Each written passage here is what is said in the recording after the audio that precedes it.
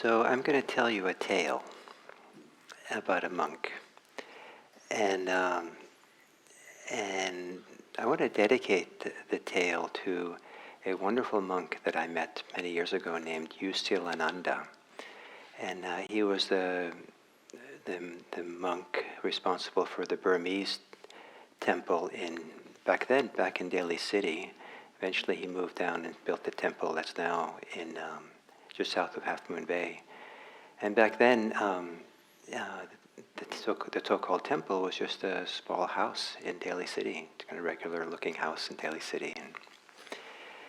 And when I was going to go to practice in Burma, I heard about this monk, and so I went to I called him up and said, "Can I come visit you?" And he said, "Sure." So I think I took some bus and walked some way into the neighborhood, and I knocked on the door, and he answered the door. And the remarkable thing about how he received me, I immediately felt like I'd been his friend for decades. We were like old friends. Old friends was the best way I could describe how he received me. He'd never met me, and he brought me in, and we sat and talked, and it was the kindness and warmth and friendship and friendliness that he offered was kind of outstanding, given that we were strangers. So the tale is dedicated to Usilananda, and hopefully he will approve. So there was this monk, Buddhist monk, who was traveling around, and he came to a town where there'd never been any Buddhists there before. People kind of hardly knew what Buddhism was. And he stayed there for some while, some days, and the people in the town kind of liked him, and he seemed to be remarkably calm and peaceful. And people felt really safe with him.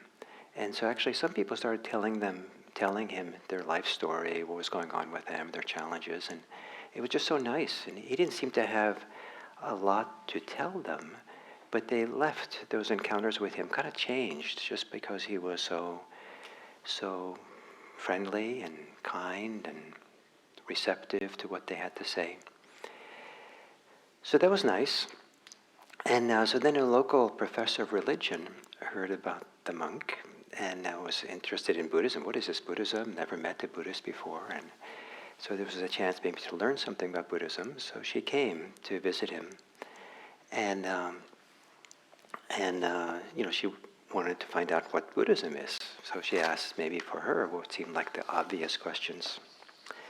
She asked him, "What do you believe?" And he answered, "Long ago, I believed, but now I act." She was a little confused by this answer. Doesn't all religions have beliefs? And couldn't he just have told her? So she asked again a different way, "What teachings do you rely on?" "Long ago, I relied on teachings. Now, I rely on what I know." What? But of course, he was a Buddhist monk, right? So she'd try again. "Aren't you devoted to the Buddha?" Because I'm a follower of the Buddha, right? And aren't you devoted to the Buddha? "Long ago, I was devoted to the Buddha, but now I am devoted to non-harming." "But what do you have faith in?" she said, trying again. There are all the ways in which she understood what religion is. "What do you have faith in?" "I don't have faith. I have confidence in non-harming action." But what is your ultimate truth?"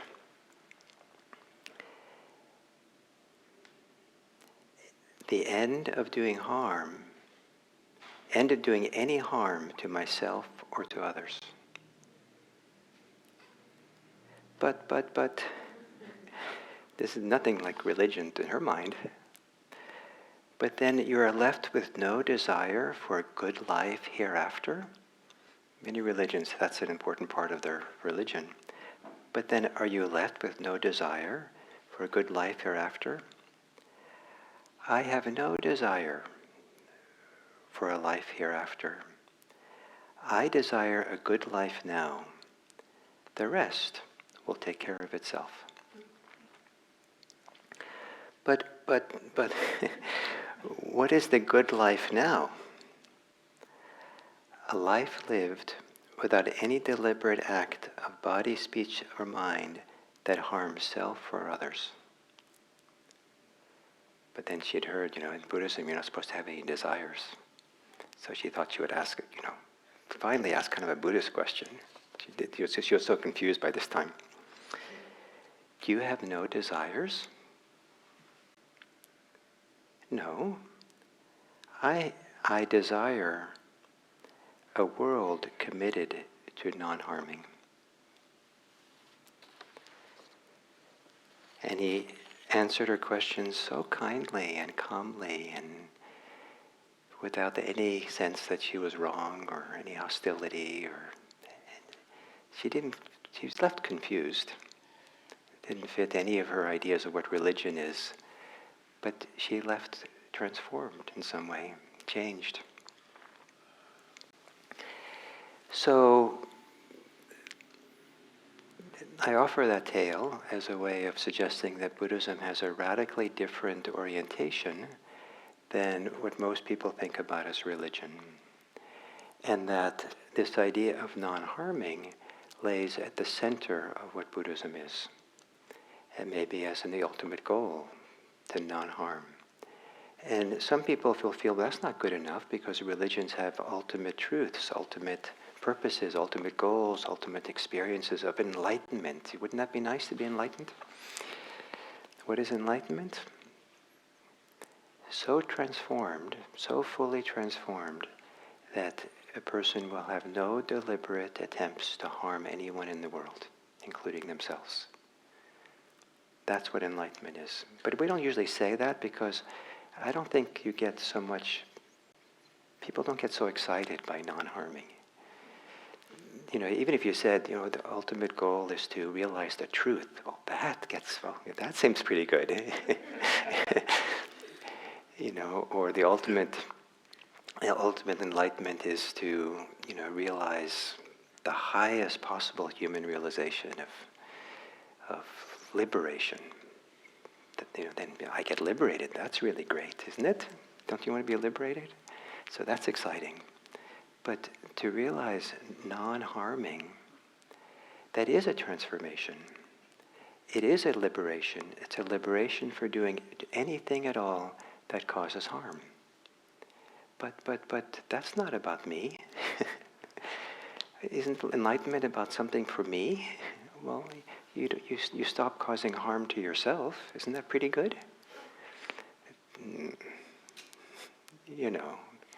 I don't harm myself that much. I just suffer.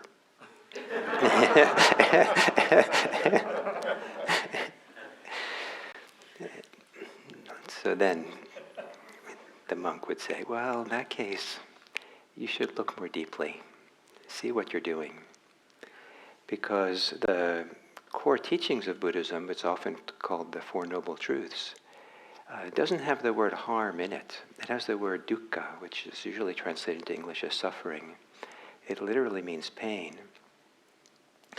But the causes of that suffering, the causes of that pain, are activities that what we're focusing on is not what the world does to us, but what we do to ourselves. So if the world does something unfortunate to us, that's unfortunate, and that we have to do our best to figure out what to do.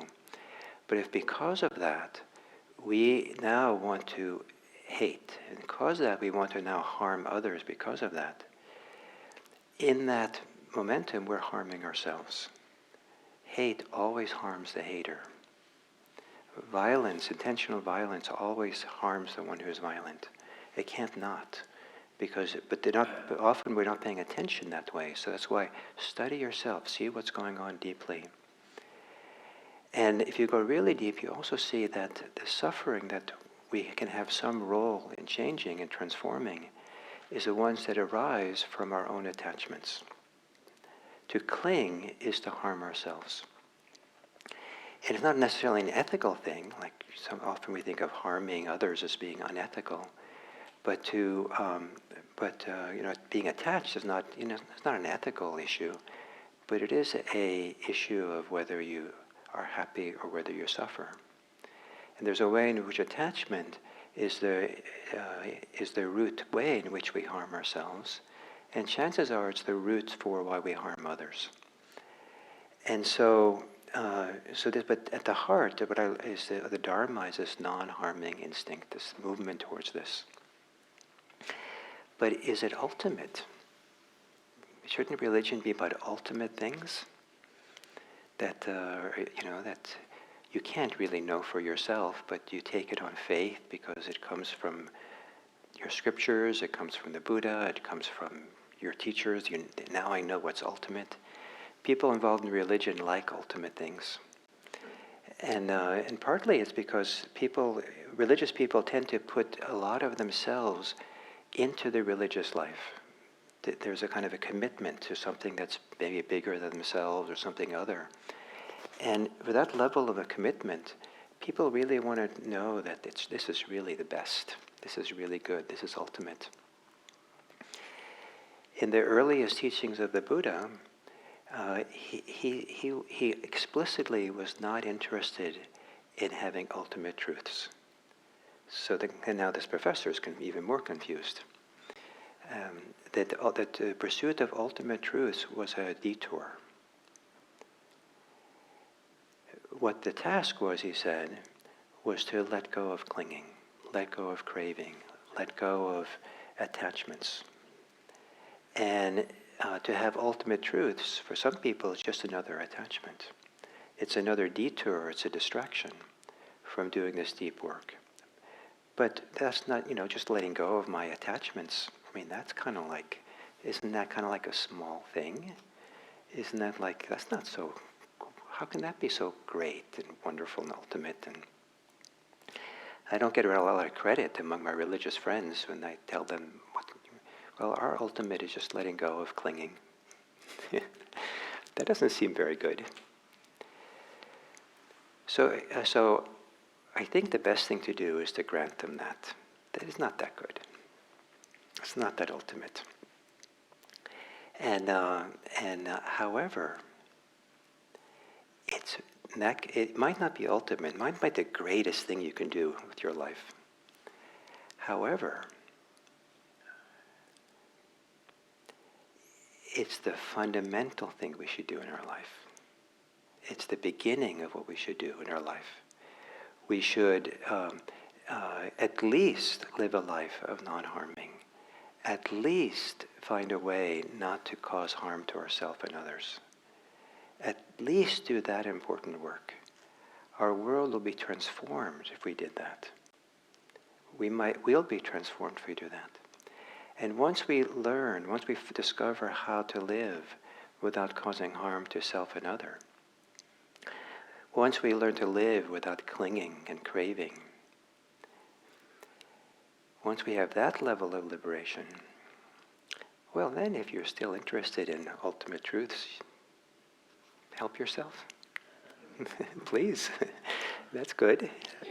And maybe you'll have some wonderful ones that are inspiring and wonderful and poetic and fun to read about and listen to and be amazed by. Yes, but let's do this first thing. And what not a few Buddhists have discovered, that doing the deep work, the inner work of becoming free in this way is pretty ultimate, pretty fantastic. The level of peace, the level of well-being, the level of safety that provides is astounding. And on the way to there starts to becoming an appreciation of how difficult and deep this hard work is. It's a task of a lifetime to really settle and find and come to what I would like to suggest, that what I'd like to believe is a really good fundamental place for all of us to begin everything from.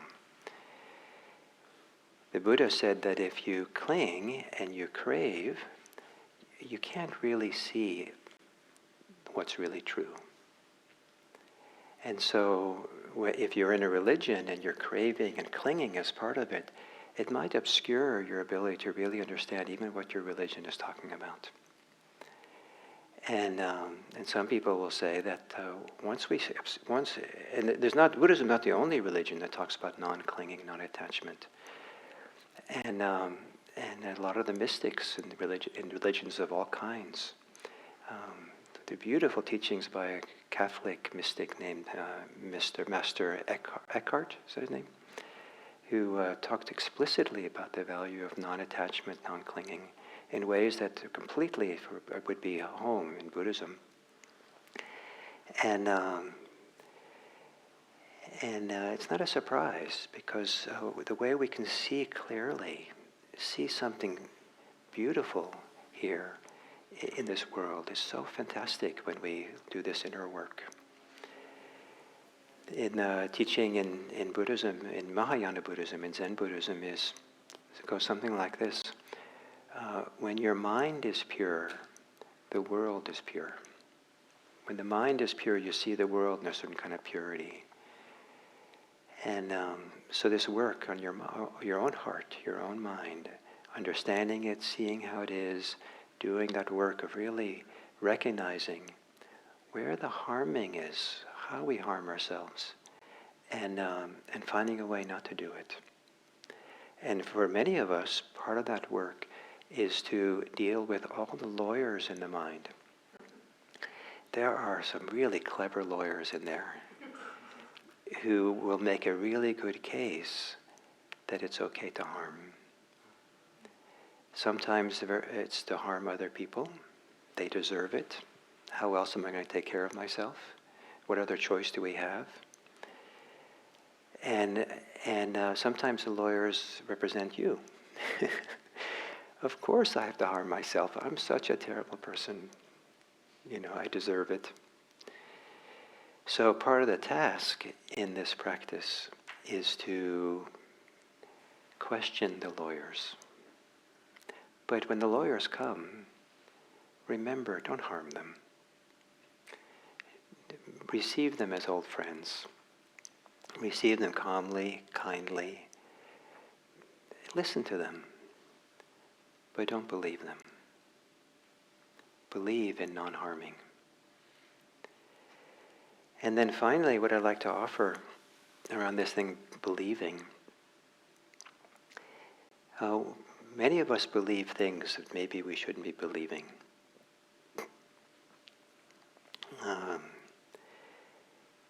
Recently, I talked to someone who said that I don't believe I'm capable of doing something that needs to be done. I don't think I'm capable. That's my belief. And instead of when that occurs to you, change your language. Don't say this is what I believe. Say, this is what I'm believing. Or if you want to get extra credit, you say, for right now, this is what I'm believing. The difference is huge. If you say, I believe, it's like, now it's a solid, truthful statement, like this is how it is, and like, who's going to find a way out of that? But if it's just an act of believing, right now, this is what I'm believing, then it's not so solid. It's like, well, it's just right now, it's just and it's an activity of the mind. And the focus on Buddhism is not so much on belief, or at all on belief, but rather on the activity the mind is doing. And turns out that believing, when there's a belief, there's an activity of the mind happening, and that is called believing. And now we're all that, and that puts the mirror back on, the mindfulness back on. What's the nature? What's the quality, the characteristic of that act? The act of believing. And so, what do you believe? Long ago I believed, now I act. We're always acting. There's always action. And so,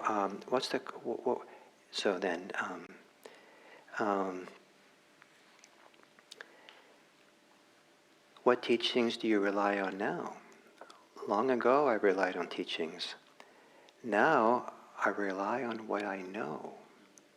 So, and what can you know? Maybe you don't know ultimate truths, but if you pay attention, you can know the actions that you're involved in.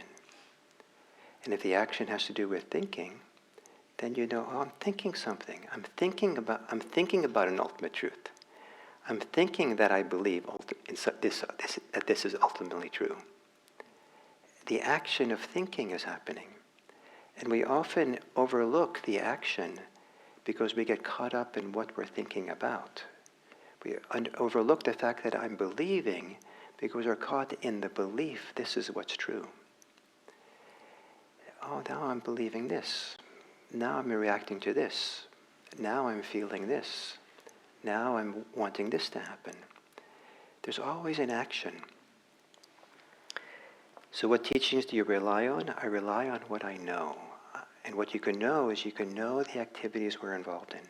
That is a core central activity that mindfulness brings attention to. Aren't you devoted to the Buddha? Long ago I was devoted to the Buddha. Now I am devoted to non-harming.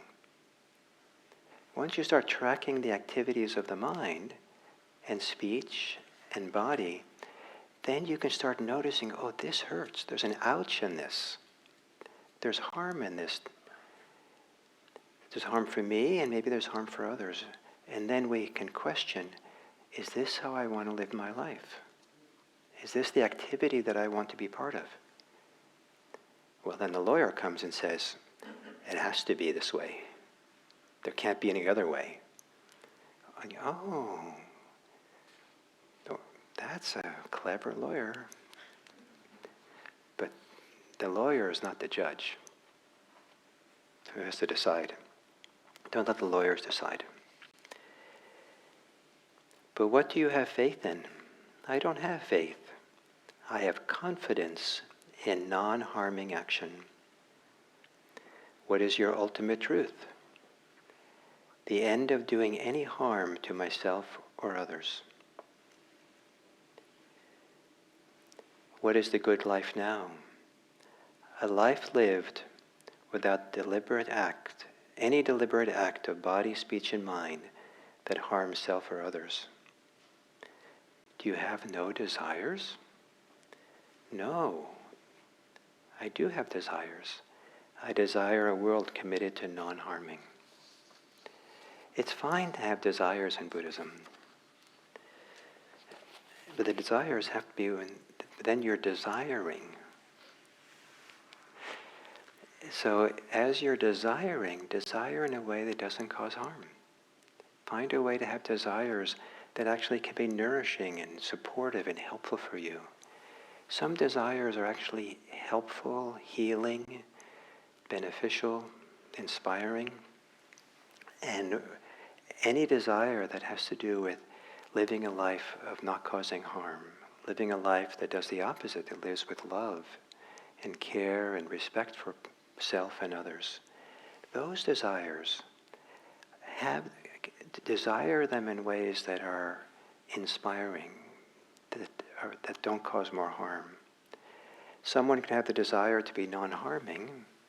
So, oh God, I have to get on with it here. I'm such a lousy person. I have to desire non-harming. And not to be the best non-harming person on my block. The very act of wanting to non-harm is now harming you. So we're always looking, in what way am I inging? What way am I acting here? What way am I thinking here? What way am I intending here? Is the very way in which I'm intending, wanting, thinking, does that inspire the inner beauty of non-harming? We're always tracking this, looking at it. And over time, it has phenomenal results. Over time, it creates so much inner well-being and peace and space and goodness that maybe you'll be the person, the Buddhist, so-called Buddhist, that goes into a town where there's never been any Buddhists, and the religious professor will come to you. What do you believe in? I believe it's important to notice how I'm believing. Now you understand why that's an important answer? I believe it's important to study how I'm believing,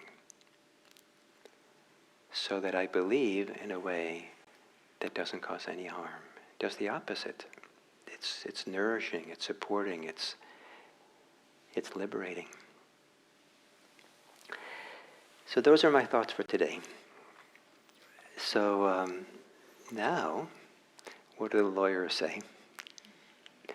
Or what questions do you have, or comments might you have? Yes, please.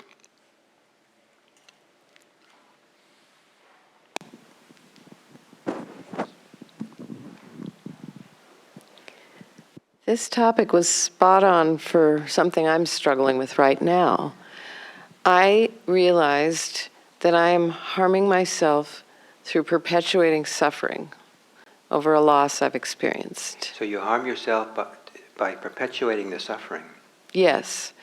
And so I realize it's coming from clinging. A wonderful friendship I had, and it's not wonderful at all anymore. And I keep clinging to what it was. So the Buddha was so wonderful at giving us lists, but I don't find a list for how to let go. I think that's just the hardest thing for me. Oh, there's a really good list. Which one? Right? It's a list that has only one item in it. Yeah, I need steps. I need 12 steps to learn to let go. It's repeatedly my biggest problem. Well, then I'll give you 4 steps. Okay. Be mindful of your body. Be mindful of your feelings. Be mindful of your mind states. And be mindful of the activities of your mind. The 4 foundations of mindfulness. So when you have the particular suffering that you have, go through the checklist of those 4. And if you're not really recently familiar with the 4 foundations of mindfulness, really kind of study them a little bit. And then that's a checklist. It takes a lot of familiarity, a lot of mindfulness, a lot of looking at it and seeing what's going on here. Not analytically, but what's the inging? What's the activities that are happening now in the body, in the mind, in the heart? And you have to spend a lot of time just being mindful of it. And so also remember that mindfulness is also not quite a good word. We're mindfulnessing. We're doing mindfulness. We're practicing the activity of mindfulness. And then the question is, how are you being mindful? Are you doing it holding on for dear life? Are you holding on? Are you doing it with greed, with aversion to what's happening? And do the mindfulnessing in a way that feels good. I must be missing something because I'm actually doing a practice so similar. I mean, it's like almost dead on. My coach was taking me through. I catch myself, I wake up almost every morning with these thoughts. So I catch myself, oh, I wish I had said that. Or, oh, it hurt so much when she said this. Or, oh my gosh, that was so wonderful when we were friends like that. Okay? It's possible. But then I stop. I look. I say, oh, I'm saying this. And then I rub my fingers together. I check in with my body, my breathing. Every damn morning it comes back. So I don't know you that well in this regard. Right. But I suspect that you're doing all this from the neck up. And that do it once your belly is really relaxed. Find a way, good posture, really let your belly be deeply relaxed, and then do the work, do the practice. I will try that. From the bottom up rather than the top down. Yeah. I think you're right. I'm doing it as a mental construct. I'm going step 1, step 2, step 3. Yeah. Okay, that'll be weird. Thank you. So you have it. Go ahead. But let's stay on topic. If you have it looks like you might have an announcement. But it's an announcement, right? How about waiting a couple of minutes? Because I think it's better to kind of stay on track a little bit here rather than changing the topic. And we can end with you. Then can you give that mic to the person out there in the outer hall? The outer hall. And then we can do you after her. Thank you. You have to turn it on. The green light goes on. Thank you. Isn't having expectations of others, it's always harming them and harming yourself? And if you have no expectations, then you are all alone? I think having expectations when there's been an expectation when there's been an agreement is reasonable. So if someone promises something and you agreed together, this is what we're going to do, I think that's one of the functions of an agreement, is now we can expect that something will happen. We can trust something will happen in a particular way. And then if the agreement is broken, we feel kind of hurt. But if there has been no agreement between the people, then we have to be very, very careful about the expectation. Because then we're projecting something on the situation. And that might not, other people haven't agreed to. We're bringing our values and putting it on other people. And now there might be implicit agreements we have in our society. When the traffic light is red, we don't drive through it. We have that expectation that that's how we all agreed to drive. But you never ask the other driver, you promise not to drive.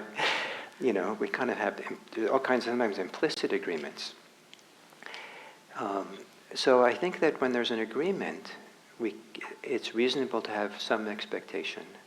And then people are accountable to the agreement. Say, I expected that. What happened? What was going on? Then you have something you can talk about.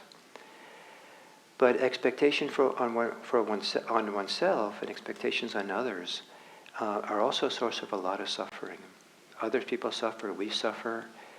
We have standards we hold ourselves to, standards we hold other people to, that's much higher than they can actually live by.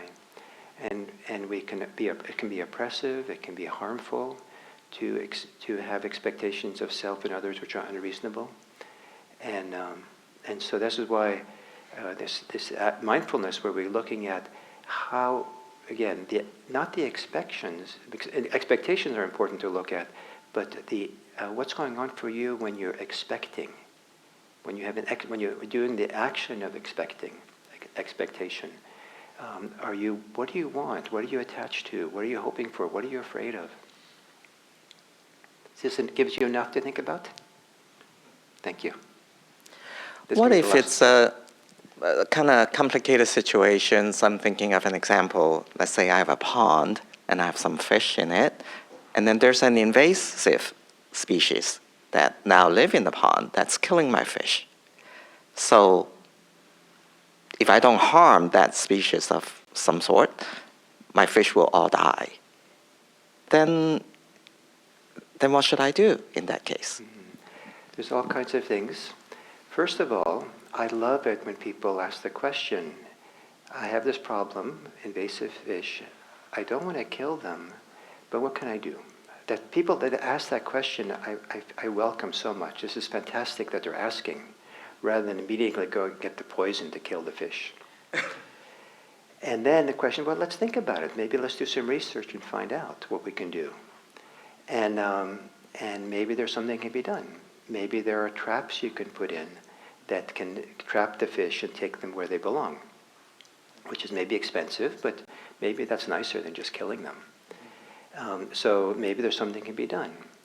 Maybe your fish are really small, and that's a really big fish. And if you take a big net, fishing net through the pond, you get all the bad fish on one side, and all the small fish stay on the other side of the net. And then you can kind of say, oh, let's figure out what we can do now. Maybe that's a good way of living, and maybe they can just kind of, share the pond together that way. Or maybe you realize the reason why the big fish are eating the small ones is because they're hungry. But they actually have, where they came from, they have a preferred diet. And so let's bring in the preferred diet, and they'll leave the small fish alone. So I'm just making up ideas, but it's possible by thinking about it and exploring. But sometimes it takes a while. Sometimes just killing them seems like it takes care of it really quickly. But then because you killed them, your fish now think, oh, killing is right. And so they start killing each other for the slightest little, they've learned that killing was possible in this pond. And, you don't know the repercussions that killing has. So, and then there's also it could also be that the invasive species was coming, like the person didn't read the news and didn't read that if you bring in this particular kind of feed, it has this fish eggs in it. And you have to be really careful. Oh, but it's so much work. Who cares about doing that? And I don't believe in it anyway. And so then there's no preventive work done. So if you have the equivalent today of a pond with fish in it, think ahead. Notice what's happening. Set up a situation so in the future there's not that problem. So if people who want to live a non-harming life, they also need to be proactive. They need to set the conditions in now so that in 5, 10, 20 years, 50 years, that there's not any problems. And to only look at the present moment is very myopic when it comes to living a life of non-harming.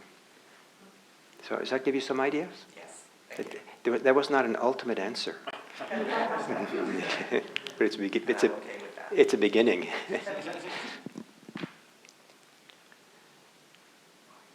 So maybe the last one. Thank you. So when I'm thinking about invasive fish and a fish pond, I'm thinking about Israel and Gaza. And I'm wondering, I don't know how to think about it, and I wonder if you have any suggestions. Yes, I mean, the talk today was partly a response to that without mentioning it explicitly. And one of the reasons not to mention explicitly is I'll tell you a story about Thich Nhat Hanh. Thich Nhat Hanh lived in Vietnam during the war between northern Vietnam and southern Vietnam. He lived right in the area where the conflict was most active, battles back and forth in fields nearby. And he was dedicated to doing it a different way, not fighting. He was dedicated to non-harming. And he had a whole group of monastics and women and men who were out there trying to support everyone on both sides of the conflict and offer a different approach to it all. And because of that, neither side trusted him. Because he was supporting the northern Vietnamese, trying to help them and maybe even offer medical care. The southern Vietnamese didn't trust him, and vice versa. And so the situation in Gaza and Israel is awful. There's so much pain. To take the middle view, the middle way, that really wants the best for both sides, is kind of difficult to say, because one way or the other, people on either side gets upset that you don't understand how terrible it is for us and how much we've been violated and so how much we've been kind of forgotten by the world, or all kinds of things. And so And so I didn't want to talk about it directly. Not talking about it is also very difficult because then you're ignoring, and people say, you're ignoring my people. I don't feel safe. But when there's both people who feel that way, then, it's a very difficult thing to be in that, to have that middle. So the middle for me is not being aloof or indifferent, but is having a heart that's really concerned for everyone involved, and is dedicated to finding best we can a way of non-harming without I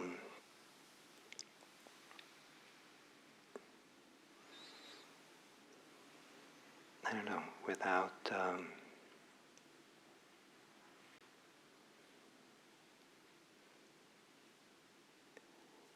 I don't know, without maybe given the question earlier today, without projecting expectations on what people do.